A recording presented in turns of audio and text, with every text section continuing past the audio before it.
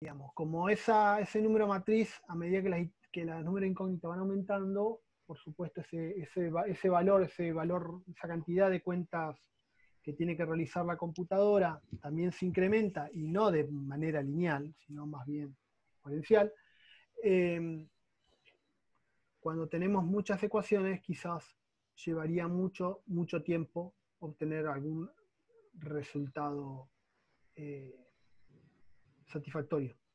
Entonces, por ahí, más vale por ahí tener otra metodología que permita tener resultados quizás no tan precisos, pero quizás sí más rápido.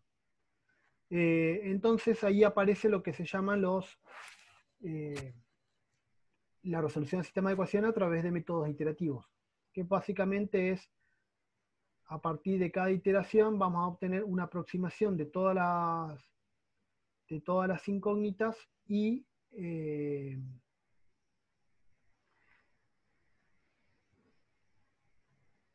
cada vez que, digamos, en forma rápida y con cuentas fáciles, y a medida que vamos iterando, vamos a tener una aproximación mejor de esa solución esperada. En particular, yo voy a hablar del primer caso, que es el método de Jacobi. Quizás es el más sencillo a la hora de cómo es implementado, pero es más que nada para dar pie a un método que vamos a ver luego, que es el método de Gauss-Seidel, que hace una pequeña modificación a este método para obtener un resultado más preciso con la misma cantidad de cuentas. Pero bueno, más allá de eso, vamos a ver ambos métodos como para que puedan ir evaluando, digamos, cómo es la evolución de las soluciones con cada uno de ellos. Bueno, básicamente, antes de arrancar, vamos a hacer unas definiciones que ya medio que las estábamos haciendo anteriormente, pero nunca las explicitamos. Ahora las voy a explicitar y van a ser estas definiciones comunes para el resto de la materia, de esta materia de métodos 2, e incluso les puede ser de utilidad porque es generalizado para todo lo que es trabajo más que nada de variables, tanto de variables escalares, variables vectoriales.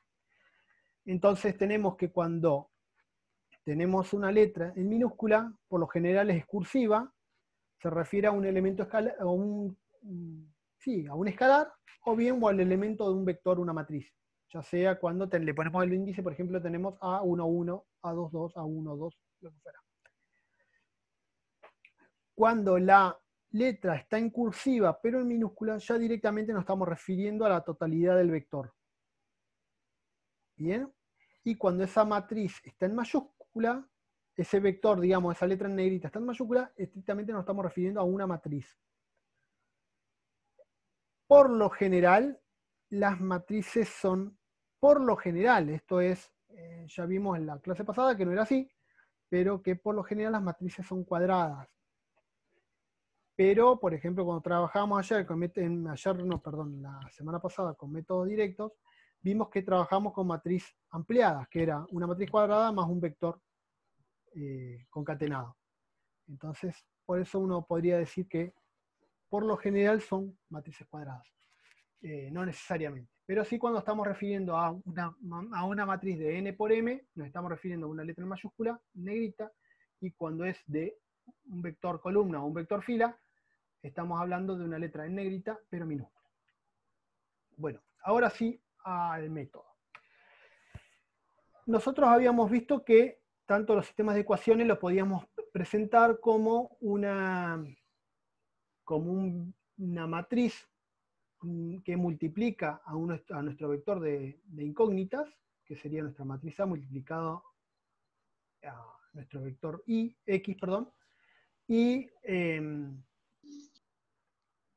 digamos con una operación lineal con el vector de término independiente, ya sea restándole B o bien igualándolo a B, como se ve en pantalla. básicamente lo que busca este método es hacer una transformación en transformar esa matriz A y ese vector B en una matriz T que se multiplica por el vector incógnita y restado un vector C con el fin de obtener otro vector X, pero de una iteración siguiente. Me imagino que esto se les hace parecido a lo que hemos visto con raíces con punto fijo. Bien, a partir de una iteración anterior obtenemos, haciendo una pequeña operación algebraica, obtenemos la iteración siguiente. Entonces, planteado esto, es básicamente hacer una transformación de una matriz A y B y un vector B a una matriz T y un vector C para poder realizar nuestra solución del ejercicio. Bueno, entonces, como a modo de ejemplo, arrancamos con este sistema de ecuaciones. Fíjense que un sistema de ecuaciones en el cual tiene una matriz A de 3×3. Observen a primera vista que es una matriz diagonal dominante, o sea que esto básicamente va a converger. Después, más adelante, vamos a ver cómo se analiza la convergencia de estos métodos. Y bueno, esa matriz A, que habíamos dicho que era diagonal dominante, multiplicada por su vector de incógnitas, e igualado a el vector de términos independientes. Sería un poco el caso que tenemos aquí. Entonces, con este sistema, a este sistema de ecuaciones, lo vamos a buscar una solución aproximada a través del método de Jacobi. ¿Qué consiste este método? Bueno, básicamente tenemos nuestro sistema de ecuaciones aquí clapado y lo que buscamos es despejar variables. Entonces, digamos, vamos a despejar, en este caso, para la primera ecuación, x1, para la segunda ecuación vamos a despejar x2, para la tercera ecuación vamos a despejar x3. Básicamente, ¿cómo hacemos? Bueno, para la primera ecuación podemos pasar del otro lado a la igualdad el resto de las dos. Por ejemplo, de la primera ecuación que teníamos 3x1 menos el resto de las ecuaciones igualado al elemento independiente, lo pasamos del otro lado de la igualdad. O sea, pasa al otro lado de la igualdad, van restando, pasan sumando. Mismo criterio para la segunda ecuación, pero en este caso despejamos la segunda incógnita, que sería x2 en este caso. Y pasamos el 0,1 por x1, lo pasamos restando, y el menos x3, el menos 0,3 por x3, que estaba restando, pasa sumando. Y de igual manera, con la última incógnita está multiplicada por 10, la despejamos y nos va a quedar los términos que están multiplicando, positivos que multiplicaban x1 van a pasar restando, y los términos que estaban negativos que estaban multiplicando x2 van a pasar sumando. Sencillamente hice un pasaje de término de ir despejando para cada caso una variable distinta. Entonces ahora lo que vamos a hacer es estos elementos, el 3 que multiplica a x1, el 7 que multiplica a x2 y el 10 que multiplica a x3, los vamos a pasar del otro lado de igualdad, quedando esto. Los que estaban como estaban multiplicando pasan dividiendo. Y bueno, básicamente acá lo que hacemos, distribuimos y nos va a quedar esto. Está expresado en forma exacta. Tienen el simbolito acá que quiere decir que todos esos elementos son periódicos.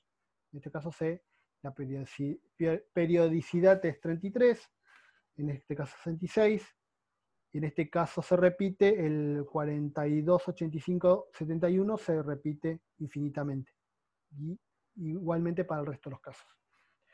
Bueno, entonces a partir de nuestra nueva forma de expresar este sistema de ecuaciones, vemos que tenemos términos variables acá, una especie de matriz multiplicando las incógnitas aquí y un nuevo vector de términos independientes. Entonces, bueno, yo lo expreso así, primero en forma secuencial, digamos, voy a usar estas incógnitas como valores actuales o valores previos, y voy a tener acá mis valores de incógnita futuros, que los voy a tener con cada iteración. Si lo expreso en manera secuencial, como veníamos haciendo el despeje, lo vamos a obtener así. Y esto mismo lo puedo expresar de una manera matricial, de esta manera, donde voy a agrupar todas las incógnitas en un solo vector de x, para una iteración k más 1, nuestro vector que multiplica las incógnitas de los valores actuales en k, y nuestro vector de término independiente que va sumando a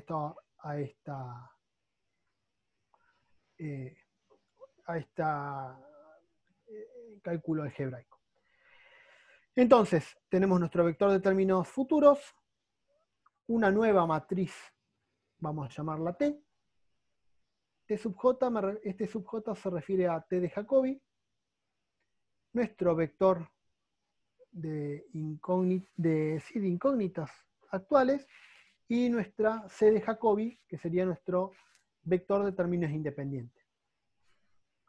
Un valor característico de esta matriz es que las diagonales son nulas. O sea que esta matriz, o sea, todas las matrices de Jacobi van a tener ceros en la diagonal. Entonces, esto para que quede claro a la hora de nosotros por ahí le presentamos, tienen este sistema y le damos una T y una C, no le decimos de qué son, y ustedes en función de las características que tiene esa matriz van a poder decir, es una T de Jacobi, porque tiene en este caso la diagonal en nulas. Después en el otro método que vamos a ver, Gauss-Seidel, van a ver que la matriz T va a ser distinta, va a tener otra característica a tener en cuenta respecto a Jacobi.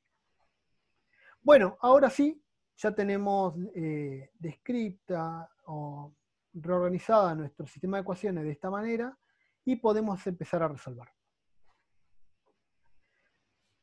Acá es como muy parecido a lo que veíamos en punto fijo. Arrancamos de un x sub 0 con, sería un vector arbitrario, o sea, un vector cualquiera, que puede ser, yo elegí ahora les explico por qué.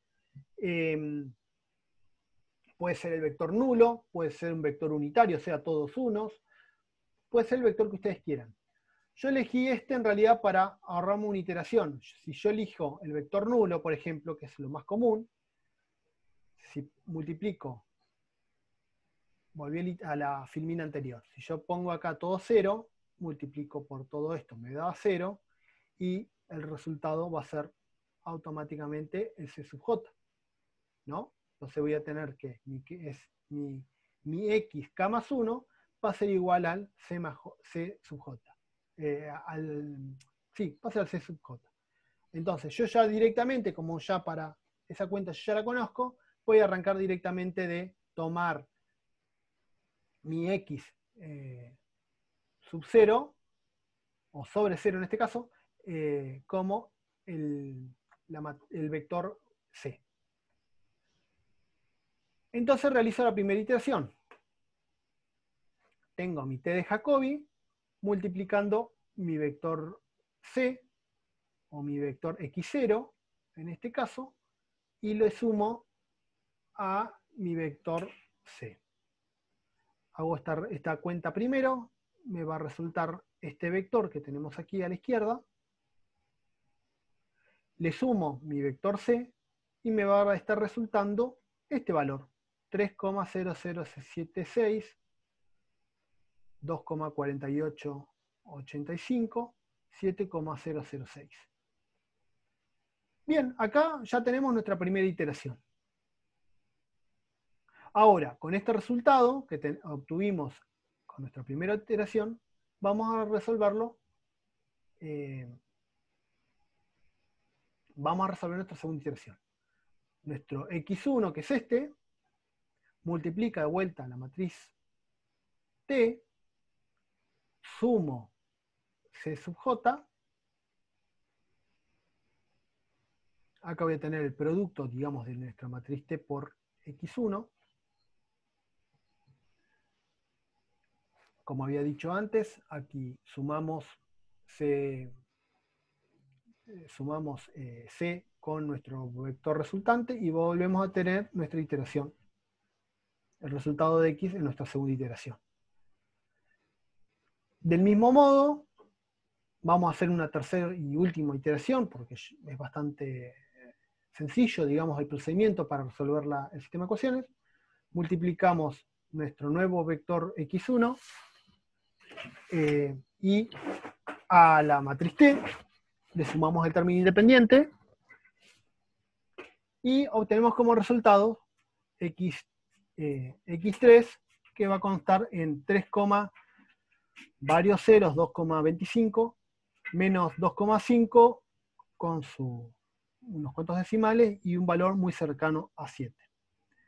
Ya así a priori podemos observar que la solución verdadera, digamos, más allá que ahora lo voy a comentar explícitamente, se aproxima a 3, a menos 2,5 y a 7. Entonces, ahora con estas tres iteraciones vamos a aprovechar y empezar a calcular los errores. Algo habíamos dicho la clase pasada respecto a cómo es el tema del error. Yo bien puedo calcular el error elemento a elemento. Digamos, puedo decir, bueno, ¿cuál es mi error? Del 3,0000025 menos el valor verdadero, y ahí voy a tener mi error absoluto. O bien considerarlo directamente a todo el vector como algo único y trabajar el error a partir de como una sola cosa. Entonces, la forma de calcular el error de esa manera es utilizando la norma infinito. Básicamente la norma infinito es una representación numérica escalar de un solo número que da de alguna manera la magnitud o podríamos llamarlo de una mala manera como el tamaño del vector. También se pueden calcular a las matrices, digamos, a los arreglos, a los vectores de las matrices se los puede, digamos, expresar como el tamaño o la magnitud de ese arreglo a partir de la norma. Y para calcular el error, bueno, hacemos la diferencia de nuestra mejor iteración, que en este caso sería x2, menos la iteración anterior, x1, y a esa diferencia le aplicamos la norma infinita. Entonces, lo que había dicho antes, hacemos la diferencia de ambos vectores, x1, x2, x3 de la iteración 2, menos x1, x2, x3 de la iteración 1. Vamos a tener esta diferencia y a este resultado le aplicamos la norma infinito, que en qué consiste en encontrar el máximo valor en valor absoluto de ese vector. Entonces, si acá tenemos la diferencia de los resultados de las incógnitas que habíamos encontrado para la iteración 2 y la iteración 1,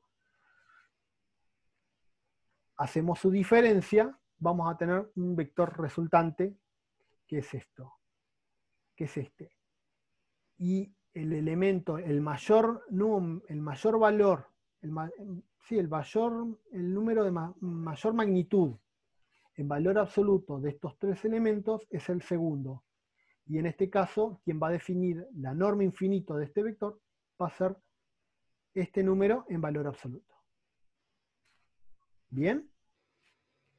Ahora, si quiero calcular el error a partir de la iteración 3, o sea que sería la última iteración que calculamos, vamos a tener que el resultado de x3 menos el resultado que habíamos obtenido en x2. Básicamente esta diferencia.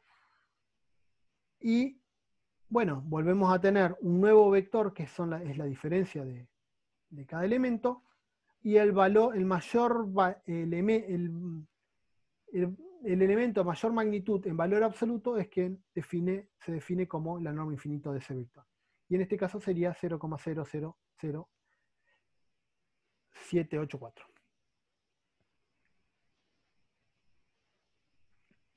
Entonces, con esta manera uno puede encontrar el valor absoluto del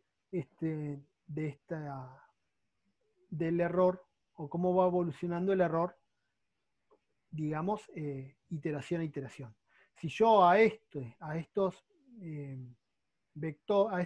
diferencia le hiciera el cociente, digamos, a la norma de esta resta, le hago el cociente con la norma infinita de x3, voy a estar obteniendo el error relativo de esta aproximación. Es idéntico, o es análogo el caso a lo que veíamos en el tema anterior de raíces. Bien, entonces ahora vamos a hacer lo mismo que hicimos para calcular la matriz T sub J y C sub J, la matriz de Jacobi, que habíamos hecho en forma secuencial, que era expresar el sistema de ecuaciones, hacer el despeje de las incógnitas y organizarlos para que nos quede la matriz T por un lado y el vector C por el otro. Podemos hacerlo directamente con matrices genéricas. Entonces, si uno parte de que definimos a nuestra matriz A como una matriz cuadrada de 3×3, vamos a definir la matriz D como la matriz diagonal de esta matriz A. O sea que tomo solamente los elementos de la diagonal. Después vamos a definir una matriz L, que va a ser casi una matriz triangular inferior. Digo casi, ¿por qué? Porque no contempla los elementos de la diagonal y tiene los elementos cambiados de signo. Entonces, por eso diríamos que sería una cuasi triangular, pero no es una matriz triangular inferior. Y del mismo modo, vamos a definir una matriz cuasi triangular superior, que serían básicamente los elementos cambiados de signo de la parte triangular superior sin contemplar los elementos de la diagonal. Entonces, ¿cuál es la idea? Básicamente es que si uno hace D menos L menos U, pudiéramos automáticamente obtener nuestra matriz A original. Entonces, ya con estas definiciones podemos hacer el siguiente análisis. Yo tengo mi sistema de ecuaciones, ¿bien? Que arranca, lo expresamos de esta manera. Nuestra matriz A por el vector X, menos B igual a 0, que en este caso sería el vector nulo. Bueno, despejamos P y vamos a reemplazar A respecto a este valor que habíamos obtenido aquí a partir de nuestra nueva definición de estas matrices. Entonces vamos a hacer que A se iguala a D menos L menos U. Entonces, una vez que tenemos este reemplazo, vamos a distribuir, según nuestro interés, el vector X respecto a estas tres matrices. En este caso vamos a distribuir X multiplicado por la diagonal por un lado y respecto a los otros elementos sería la otra parte de la matriz que no es diagonal. O sea, sería la matriz A sin la diagonal, que sería básicamente menos L menos U. Después el resto sigue exactamente igual. Ahora, una vez que tenemos esta nueva reasignación de matrices y vectores, vamos a hacer un pasaje de término. Vamos a agrupar en realidad lo que vamos a hacer primero, y luego un pasaje de término que sería pasar el L más U, que está multiplicando a X y está con signo negativo, pasarlo del otro lado de la igualdad sumando. Una vez que tenemos esto, fíjense que ya se parece mucho a el arreglo que habíamos encontrado anteriormente. Y lo que restaría es poder pasar nuestro matriz D, sería de diagonal, pasarla del otro lado de la igualdad. Entonces vamos a tener D a la menos 1.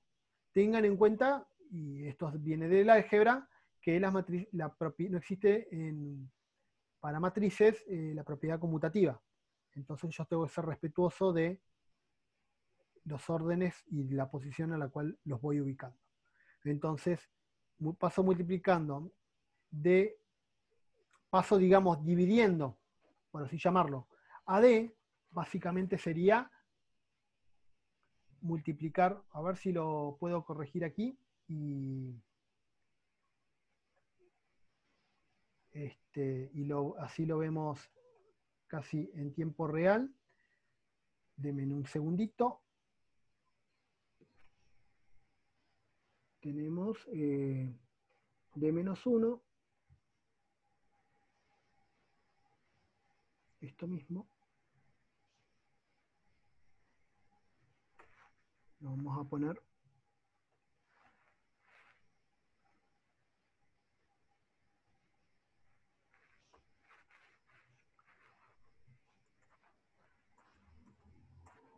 a ver ahí.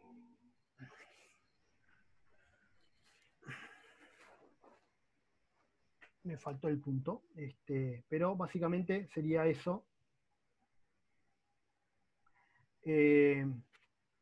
Multiplico miembro a miembro por la inversa de D. Entonces, por supuesto, el producto de D a la menos 1 por D me va a dar la matriz unidad, y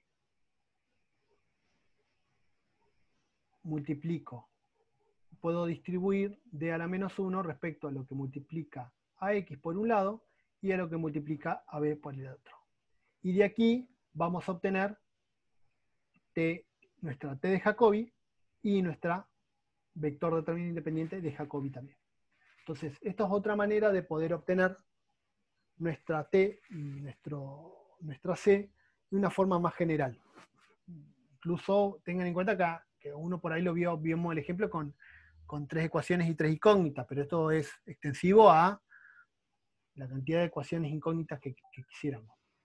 Desde 2 a, no voy a decir infinito porque no es posible, pero para una buena cantidad, 1000, 100, 1000, 10.000, 100.000, millón de incógnitas.